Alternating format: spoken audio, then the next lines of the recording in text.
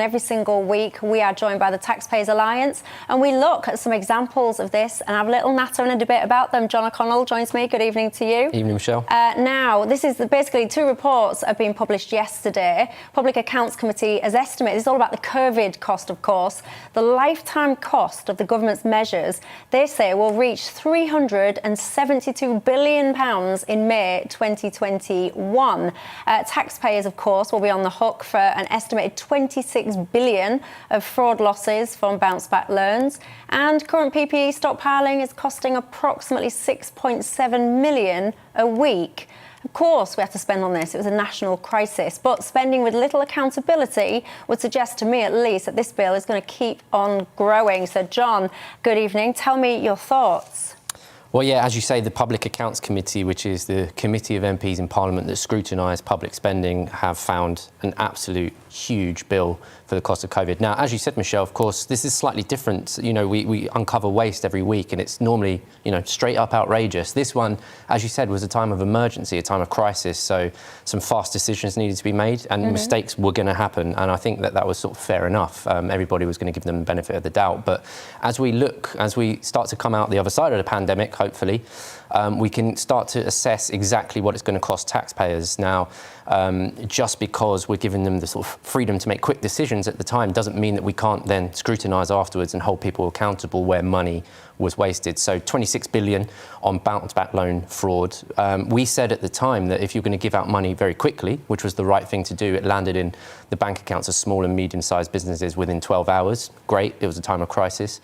But we argued at the time that the Fraud Act should be amended so that if anybody was found to have cheated the system, stolen from taxpayers, then they should serve quite a long time in prison. So, you know... and did that not happen? It didn't, but we were very supportive of very quick measures. Businesses needed money overnight, but we thought that if anybody was caught cheating, then they should receive quite severe punishment. And Tom, what's your view on all of this? I mean, I am slightly, because it's not waste necessarily to spend out of our way to get us out of a pandemic, but unquestionably there have been some, how do I say this without getting myself into trouble, some procurement methods that leave a lot to be desired, shall we say. Yeah, well, that's I was going to put it a bit more bluntly, but I decided not to, decided to be quiet. That's why I agree with the point about we need to be now, as we come out of the immediate crisis, to ensure that we are following up on compliance, we are tackling fraud.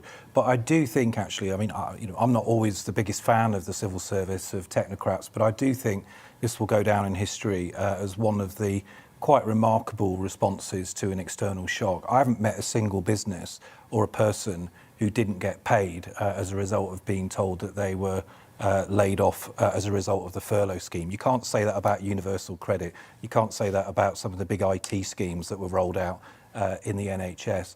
And I do think we also need to get it into perspective that, you know, whilst obviously our debt levels are heading for something like £2 trillion in the near future, as a percentage of government debt, it's just under 100% to GDP. Compared to World War II, it was 250%. And I think you've got to look at these massive economic shocks and external events as once-in-a-century events. That's certainly the case with the pandemic.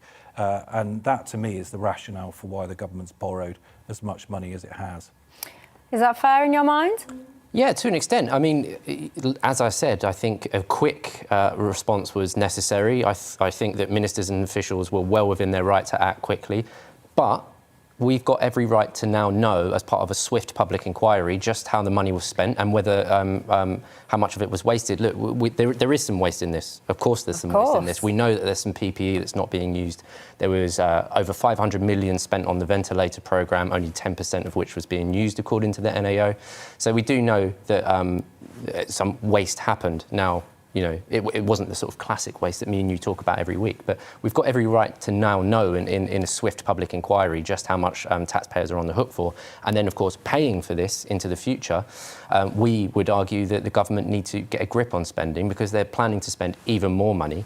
And the only answer always seems to be, let's tax people more, instead of getting to grips with other areas of spending. But our way out of a crisis like this isn't to try and cut our way out of the crisis. I think we tried that experiment in the Osborne and Cameron years, and it systematically really failed to grow this economy. In that sense, I do think the modern Conservatives under Boris Johnson are onto something with the investment plans that they've got as part of the levelling up agenda. But that is not to say that we should excuse waste, which is what you're looking at, and the PPE.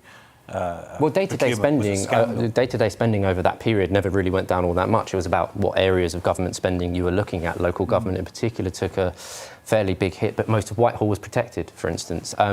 There's lots of spending that's going to happen in the so-called Red Wall up in the north and in Midland seats on infrastructure projects. Maybe that's a good idea, but I think the government ought to outline areas in which it can save money too. I don't think it can be just spend, spend, spend. By the way, we're going to whack your national insurance up.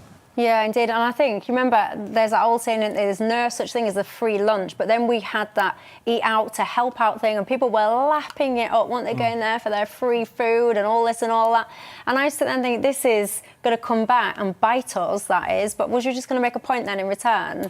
Well, I mean, just on the issue of the levelling up and the investment in the so-called Red Wall seats, I mean, this is also, though, the same government that's talking about cutting the £20 uplift in universal credit. So, I think there's a staring gap and hole between the rhetoric of the government around levelling up and the reality. I'm sure actually most people would rather have, certainly those on benefits, would rather maintain that extra money, which after all is helping towards tackling child poverty, rather than, frankly, a new lick of paint on the high street, which is what the Towns Fund is mainly about. And I think one of the things that's actually very, very interesting in this whole saga is you look at practically every Conservative politician, their reputation has been tarnished. They've come out of this diminished.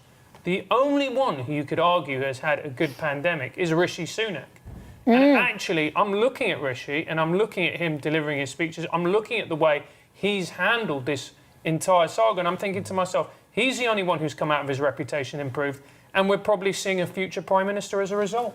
But he's also the one that's talking about fiscal restraint. So you're talking about big spending on one hand, but Rishi Sunak being the sort of politician coming out with shining lights of this, he's actually the member of the cabinet who's talking about fiscal restraint most publicly. Indeed, and I think you had another story for us, didn't you? Was it a health one? Yeah, this is the... No, because what I'm going to say is I want you to hold that thought, because it's a very interesting story, and we've spoken so much about this COVID payback that I want us to do this next week, because in a nutshell, what you've discovered, in a nutshell, tell me very briefly, and then we're going to discuss it next week. It's the so-called health tourism. People from overseas using NHS services and not paying up. And just what is a figure? Roughly? It's around 40 million in a year. £40 million of unpaid bills to the NHS. So we'll be looking at that more in detail next week as well.